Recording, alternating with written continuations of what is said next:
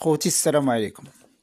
الأخطاء اللي ما خصكش تقوم بها قبل ما تبدا المشروع ديال الخبز. هاد الأخطاء غادي نعطيها لكم من خلال تجارب بعض الكثير من الأصدقاء، وكذلك من خلال التجربة ديالي شخصيا تقريبا. أنا نعطيك شي حاجة اللي غادي غتواجهك ضروري مثلا في البداية ديال هذا المشروع. هاد الفيديو راه ما غاديش نكون كاتب ولا كذا، غنهضر معاك عادي كيما تنهضر مع أي كيما مولف انك تعرفوا مثلا لهاد الإنسان هذا. الأخطاء اللي ما خصكش تطيح فيها باش دير هذا المشروع ديال الخبز. اول حاجه ما خصكش تطيح فيها هي انه ما يكونش عندك راس المال كافي. اول حاجه غتواجهك هو المهم قبل ما دير هذا المشروع خص يكون عندك راس المال كافي اللي غادي يخليك ديماري هذا المشروع على الاقل واحد شهرين او 3 شهور، مينيمو 3 شهور مثلا، انك ما تستناش منه يعطيك مردوديه. انت في الاول في البدايات ديالك يعني ما تستناش ان من المشروع يعطيك هو انك تصرف عليه، يصرف عليك ولا شي حاجه. على الاقل يكون عندك الكرا ديالك باش تخلص، عندك باش تخلص المواد الاوليه اللي تخدم بها، عندك باش تخلص كذلك العمال اللي عندك العمال. شو انا كنعطيك من خلال التجربه، وهذا الشيء هذا ضروري غادي يواجهك تقريبا، الا لا الا كتب لك الله مثلا شي بدايه اللي هي زوينه ولا. المهم يعني داك الشيء كيختلف، ولكن انت خصك تكون داير في بالك ان هذا الشيء هذا تقدر توقع فيه.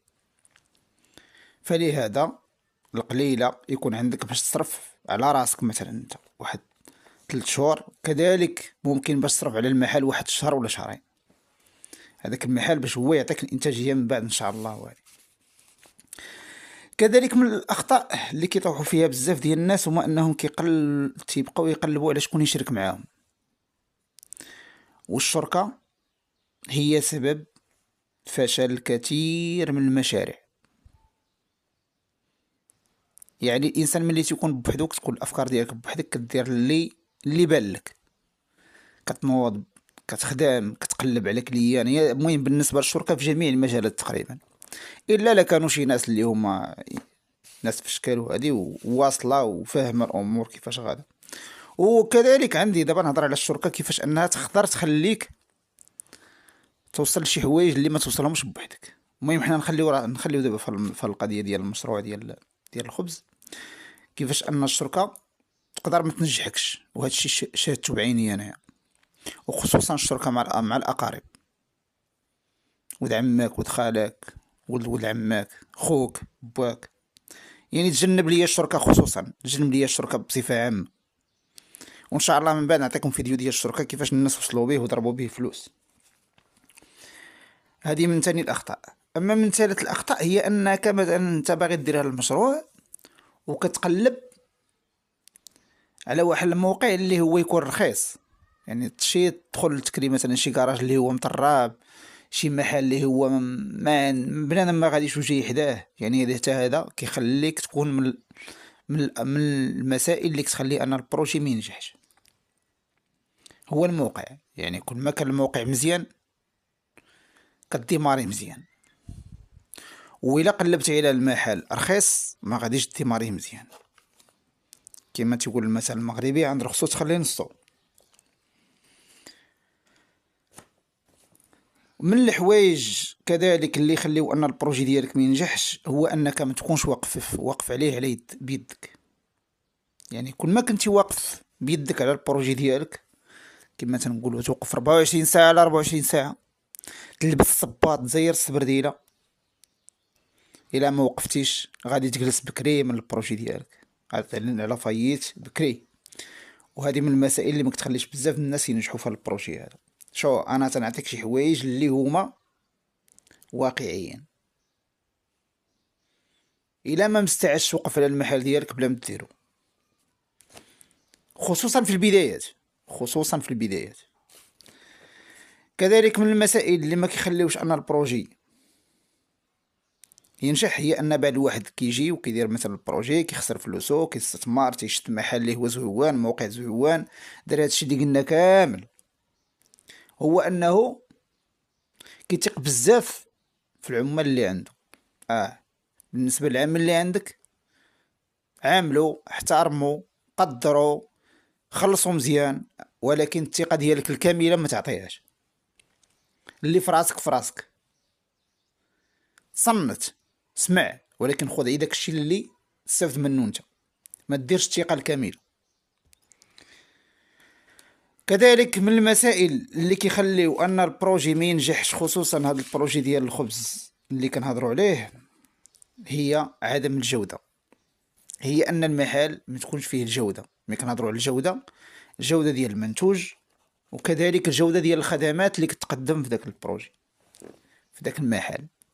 عندنا هذا المحل ديال الخبز، راه هو خبز يعني شي حاجه كناكلوها ماشي كنلبسوها ولا والانسان الكليان الزبون ديالنا راه من اللي يبغي ياكل شي حاجه كيشوف بعينه. الا شاف مثلا غير شي حاجه ما هياش، السيد اللي كيعطيه مثلا ما نقيش في اللباس ديالو مثلا، المسائل اللي كتحط فيها انت الخبز ما نقياش، يعني هذا الشيء خصو يكون نقي. يعني شي حاجه اللي كتنكر، يعني بنادم كيشوف بعينه، خصو يشوف اي حاجه نقيه، مش ماش من شي حاجه.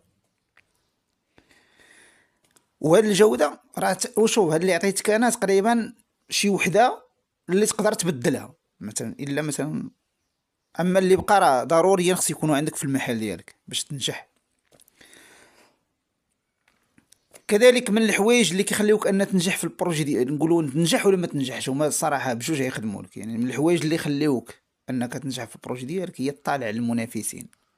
انت واحد الوقيته خرج مثلا طل في الانتوراج ديالك هيدا، شوف الناس شنو دايره، شوف الناس كيفاش كتخدم، شوف الناس كيفاش كتعامل. مشي كليان عند الناس، حتى ولو عندك داك البروجي ديالك مشي شري من جهه اخرى، باش كتشوف النوع الخدمه اللي كيقدموا، نوع السيرفيس اللي تيقدموا، كيفاش كيتعاملوا، مثلا نوع المنتوج ديالهم كيفاش داير مثلا، الطريقه واش داك الشيء مثلا الخبيزه كبيبره شويه مثلا صغيره زوينه ما زويناش، الطريقه كيفاش كيخدموا. هذه حتى هي واحد المساله اللي هي كبيره. انا نحاول ما نطولش عليكم هذا الفيديو هذا، ان شاء الله الى الفيديو طلع في الرانك مزيان وعجبكم وجاو تساؤلات، نقدر نزيد نعطيكم اكثر على الاخطاء اللي ما خصكش تقوم بها باش تتجنب انك ما تخطاش في البروجي ديالك. انا نحاول ما نفوتش 10 دقائق في هذا الفيديو، 10 دقائق ولا بزاف الصراحه. المهم كذلك من الحوايج اللي هما اساسيين وبزاف ما خصكش تقوم بهم باش تنجح في البروجي هذا، هو ما خصكش تفتح معطل، وما خصكش تسد بكري. تحاول تبقى الماكسيموم ديال الوقت ان المحل مفتوح وفيه المنتوج، ماشي غير مفتوح على والو، مفتوح وموجد السلعه ديالك وكتسنى الكليان. حيت انت خصوصا في البدايه انك كتسنى اي كليان جديد يدوز عندك. راه شحال من واحد غيكون كيتقدم من جهه اخرى، من اللي يشوفك يبغي يجرب من عندك، ولو يكون يقدر بعد الكليان راه يسمح في واحد اخر ويجي لعندك ياخذ. لا لقى عندك هادشي اللي تنقولوا هضرنا عليه كله مزيون لقاه. ومن المسائل اللي كيخليو ان البروجي ديالك ما ينجحش هي انها كذلك قلنا داخله في الاغلاق، هي ان مثلا في المناسبات، في الاعياد المناسبات كتسد. مثلا انت جاي عيد صغير كتمشي تسد 3 ايام 4 ايام ما كتجيش تخدم. لا خويا انت داير البروجي وهذا البروجي ديال الماكله، والماكله هذوك الناس كليان ديالك راه ما كيوجدوش داكشي في الدار ديالهم، كيتسناوك انت. فلهذا خصك تفتح. انا ما تنقولكش خدم انت ولا داك اللي خدام عندك يخدم في ديك 3 ايام ولا 4 ايام، جيب ناس اخرين يخدموا. الا ما استطعتيش انك تخلي داك السيد اللي يخدم تمايا، تهلا فيه غادي يبقى ضوء بالنور النهار ديالو ولا اكثر من النهار ديالو غادي يبقى. المهم خاصك انت ولو، المهم انت راه انت السيد راه انك رابح، ولكن خصك تخلي ان البروجي خدام باش الكليان ديالك كيشوفك انك انت راك معاه وخدام. كذا بحال دابا الواحد في العيد الكبير كيمشي سيمانه عاد كيجي، الكليان اللي كان عندك اخويا راه مشى لجهه اخرى قلب. فهمت؟ ونعطيكم حاجه اخرى اللي حتى هي ما تخليكش انك تسد البروجي ديالك على بكري. الا خطأتي فيه حتى هو يقدر ما يمشيش معك مزيان، هو احترام الزبناء. الله يرضي عليكم احترموا الكليان. السيد اللي كيبيع في الفيترينا يحترم الكليان، يقدر الكليان. هكا خويا كلله، الكليان خصو يجي راضي عندك، خصو يجي ويمشي راضي بالطريقه اللي كتبيع بها مثلا، بالاحترام. انا ما تنقولكش مسحلو الكابا، اسيدي غير يحترمو عادي. جا عندك شنو اختي شنو سيدي شنو هادي طنطن كليان ما تدخلش معاه في مشادات. اعطيك شي نصيحه، ما تزايدش معاه، اسمع منه. حيت الكليان راكي، هذاك الكليان اللي تعطيك النصيحه ديالك في المحل، كيعطي النصيحه ديالو في المحل ديالك، راه كيكون شاف شي حاجه ما عجباتوش. انت اسمع، دائما حاول تسمع من الكليان. والمهم اخوتي، المهم هذه من بعض الاخطاء اللي ما خصش الانسان يوقع فيها الا بغى ينجح في هذا البروجي ديال الخبز المغربي. ولا عجبكم الفيديو وبغيتو نزيدكم شي